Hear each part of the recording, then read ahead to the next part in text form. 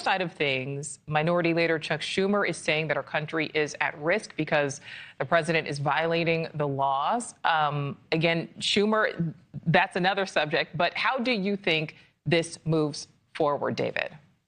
Well, I think this is a big problem because, yes, we all want violent gang members removed from our country. There's no question about that. However, we also want to respect due process. And we need to balance both of these issues. And what Donald Trump is doing here is ignoring the judicial branch of government. And the fact that my friend here says that as soon as these planes took off, the judge loses all control. I mean, think about that for a second. If that's the precedent that we set, we are in very serious trouble, because that means that all rules that we care about are out the window the minute a plane takes off and leaves the ground. I mean, this is absurd.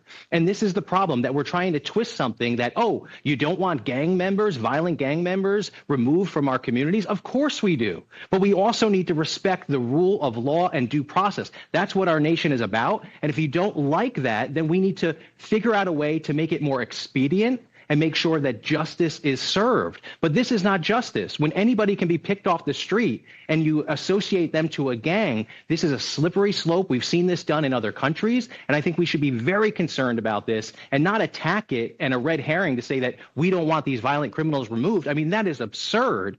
The problem is due process, and we don't want anyone off the street to be picked up and removed or deported and then have no recourse because oops, oh, the plane took off already. Sorry, too late. I mean, this is just a bridge too far, and we need to bring it back and recognize we are a nation of laws. We have the separation of government, checks and balances, and we need to revisit that course in history if we've missed it. That's history, and that's well, politics. we're running out of time here. I want to make sure that I